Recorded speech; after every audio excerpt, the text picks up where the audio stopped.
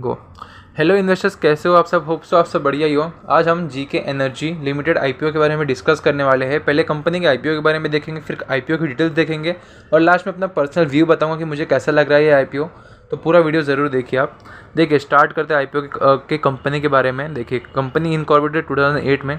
Company का short में आपको बताता हूँ कि कंपनी जो सोलर पावर्ड एनर्जी जो होती है, solar powered energy, it means कि सोलर पैनल्स हो गए या कोई भी ऐसा एग्रीकल्चर में सोलर पैनल्स भी यूज़ होते हैं काफ़ी पर्पसेस के लिए, जैसे कि वाटर पंप सिस्टम में हेल्प आउट होता है काफ़ी चीज़ों में। तो ये सब कंपनी बना के देती है, सप्लाई करती है, पूरा ईपीसी प्रोवाइड करती है, सॉरी, जिसको एनर्जी प्रोक्योरमेंट कमिश्नरिंग बोलते हैं। ओके। और बात की जाए कि कंपनी का कैसा अवेबिलिटी है, ये ऐसे तो प्राइवेट सेक्टर में भी काम करती है बट अंडर द गवर्नमेंट भी काम करती है। जैसे कि आप सुने रहोगे पीएम कुसुम स्कीम, जिसका फुल फॉर्म है प्रधानमंत्री किसान ऊर्जा सुरक्षा एवं उत्तम महाभियान स्कीम। ये ऐसा स्कीम है जो गवर्नमेंट के अंडर आता है, उसमें भी ये कंपनी ने पार्टिसिपेट किया है, काम किया है। From date of 1 January 2022 to 31 July 2025। Company की अगर बात की जाए तो company offer farmers an end to end single source solution for survey design supply assembly and installation testing commissioning and maintenance of solar powered pump system. जो मैंने आपको पहले ही बताया वो सारी चीज़ें यहाँ पे मेंशन किया है इन्होंने। बाकी अगर बात की जाए कि इनका जो अवेबिलिटी है, इनके वेयर हाउसेज जो है, तो as of 30 November 2024 12 warehouses है 3 स्टेट्स के अंदर, इंडिया के अंदर। और ये 30 अगस्त के हिसाब से इन्होंने मेंशन किया है। और अगर देखा जाए तो इनके पास टोटल 90 एम्प्लॉयज़ है, 90 एम्प्लॉयज़ और 709 वर्कमैन हैं एज ऑफ मार्च 31 2025 के हिसाब से। बाकी इनका काफ़ी अच्छा गवर्नमेंट में काम चलता है, तो ऑफकोर्स काफ़ी अच्छा इनकी क्वालिटी में भी काम होती रहेगी और काफ़ी अच्छा इनका काम भी होगा, इसीलिए आज काफ़ी अच्छे अच्छे स्कीम्स में कंपनी पार्टिसिपेट कर रही है। ओके, ये शॉर्ट सा था कंपनी के बारे में। अब अपन देख लेते हैं आईपीओ के बारे में। आईपीओ स्टार्ट होगा 19 सितंबर को, 23 को ख़त्म हो जाएगा अप्लाई करना। लास्ट डेट है 23। ₹2 पर शेयर का फेस वैल्यू है 145 टू 153 पर शेयर है। प्राइस बैंड 1 लॉट में 98 शेयर्स मिलेंगे। टोटल इशू साइज है 464 करोड़ का, जिसमें फ्रेश इशू है 400 करोड़ का और OFS है ऑफर फॉर सेल 64 करोड़ का, 64 करोड़। और लिस्टिंग BSE NSE में होने वाला है।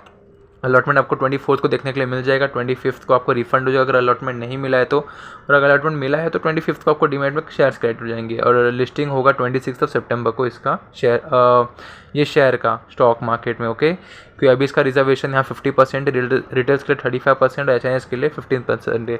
तो कह सकते हैं कि रिटेलर्स के पास काफ़ी अच्छा मौका है ये IPO में लगाने के लिए। बट पहले कंपनी का पूरा डिटेल्स देख लेते हैं हम। प्रमोटर्स की होल्डिंग पहले 93% का था, अभी 78% के आसपास हो जाएगा। ओके, और अगर फाइनेंशियल्स की बात करें तो यहाँ पे फाइनेंशियल्स उन्होंने काफ़ी कम प्रोवाइड किया है। हम पहले देखते हैं कि इनका ऑब्जेक्ट है, इनका पैसा की रिक्वायरमेंट है, कैपिटल रिक्वायरमेंट, वहाँ पे पैसा यूज़ करने वाली है। बाकी इनका अगर अपन देखा जाए कंपनी के फाइनेंशियल्स, तो अपन IPO सेंट्रल में देखते हैं। देखिए, यहाँ पे देखा जाए तो इनका मार्जिन जो है, पैट मार्जिन ऑलमोस्ट इंक्रीज़ होते अच्छा खासा दिख रहा है। ये मेंशन नहीं किया है चित्तौड़गढ़ के वेबसाइट पे, बट हम IPO सेंट्रल में देख रहे तो ठीक ठाक है। रिवेन्यू देखा जाए तो रिवेन्यू भी अच्छा इंक्रीज़ हो रहा है, जिस हिसाब से पैट मार्जिन भी इंक्रीज़ हो रहा है। एक्सपेंसेस भी ठीक है, लेकिन मेन तो पैट मार्जिन है वो इंक्रीज़ हो रहा है। टोटल इनकम भी ठीक है, एसेट्स भी अगर देखा तो ठीक ठाक दिख रहा है। और EBITDA 199 का है। यहाँ पे अगर अपन ये देखा जाए टोटल बोरिंग्स 217 करोड़ का है। रिटर्न ऑन इक्विटी 63% का है। रिटर्न ऑन कैपिटल एम्प्लॉयड 55% का। डेप्ट टू इक्विटी सिर्फ 0.74 का है। रिटर्न ऑन नेटवर्थ 63% का। पैट मार्जिन 12% का। EBITDA अगर देखा जाए तो 18.24 का। यहाँ तक तो सब कुछ कंपनी का फाइनेंशियल बहुत मस्त मेरे को लग रहा है। But price to book value देखा जाए तो 12 का है, ये काफ़ी ज़्यादा प्रीमियम साइड हो गया। अगर अपन कंपनी के वैल्यूशन की बात की जाए तो वैल्यूशन के हिसाब से तो प्राइस टू बुक वैल्यू के हिसाब से कंपनी थोड़ा ओवर वैल्यूड लग रहा है। लेकिन अगर अपन इनका पीर कंपैरिजन देखा जाए तो शक्ति पंप और ओसवाल पंप को हमने लिया है फॉर पेयर कंपैरिजन में PE रेशियो देखा तो इनसे तो कम ही है, ये अच्छी चीज़ है। EPS देखा तो EPS भी काफ़ी कम दिख रहा है इनके कंपैरिजन में। रिटर्न नेटवर्थ भी देखा जाए तो ऑन एन एवरेज ही दिख रहा है 63% के आसपास, अच्छी चीज़ है। नेट एसेट वैल्यू देखा जाए 12 का है, काफ़ी कम है। रिवेन्यू देखा जाए इन करोड़ 1098 करोड़ का है। ओवरऑल देखा जाए तो अपने पीयर कंपैरिजन में कंपनी का जो वैल्यूएशन है ठीक ठाक है, लेकिन अर्निंग पर शेयर थोड़ा कम है। रिवेन्यू भी एवरेजली ठीक है। ओवरऑल अगर वैल्यूएशन की बात करें तो वैल्यूएशन एक बार के लिए ठीक लग रहा है, हम ज़्यादा ओवर वैल्यूड नहीं कह सकते। अगर आप लॉन्ग टर्म के परस्पेक्टिव से देख रहे हो तो यहाँ पे तो फेयर वैल्यूड लग रहा है मेरे को। लेकिन एक बार अपन ग्रे मार्केट पे हम देख लेते हैं। ग्रे मार्केट में तो अच्छा ही होगा क्योंकि इंडस्ट्री काफ़ी अच्छी होती है ये वाली। ओके 29% के आसपास यहाँ पे इनका ग्रे मार्केट प्रीमियम देखने के लिए हमें मिल रहा है।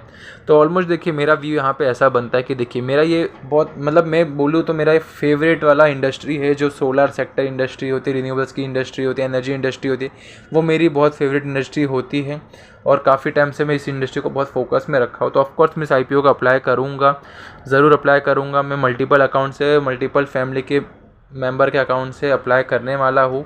ट्राई करूँगा कि सबके फ़ोन से रिटेल कोटा के हिसाब से सिंगल लॉट के हिसाब से जाऊँ और मैं खुद के फ़ोन से मैं थर्ड डे पे QIBs का एक बार मैं देखूंगा कैसी एक्टिविटी है, कितने सब्सक्रिप्शन टाइम्स आ रहे, वो हिसाब से फिर मैं ट्राई करूंगा HNI कैटेगरी में जाने के लिए।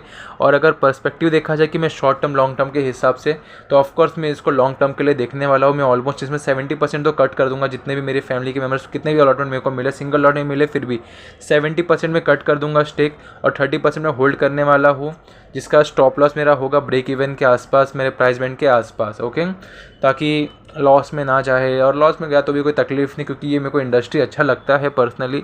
और GK एनर्जी का नाम भी मैंने बहुत ज़्यादा सुना है, बट हो सकता है कि इसमें मेरे को लॉस भी देखना पड़ सकता है। इसलिए आप खुद भी इन्वेस्टमेंट करने से पहले खुद एक बार खुद एनालिसिस कीजिए, अपने फाइनेंशियल कंसल्टेंट से एडवाइस लीजिए क्योंकि ये इन्वेस्टमेंट रिस्की हो सकता है। ये वीडियो बस एजुकेशनल पर्पज़ के लिए ही है, ये कोई टिप या सजेशन नहीं है आपको, और इसमें लॉस फेस करना पड़ सकता है। तो कोई भी पैसा लगाने से पहले ये समझ लीजिए कि ये रिस्क टोटली आपके ऊपर डिपेंडेंट है, एक risk at your own risk. Okay, और डेट्स द वीडियो पसंद है तो वीडियो को लाइक कीजिए, चैनल को सब्सक्राइब कीजिए for the similar content. Thank you for watching.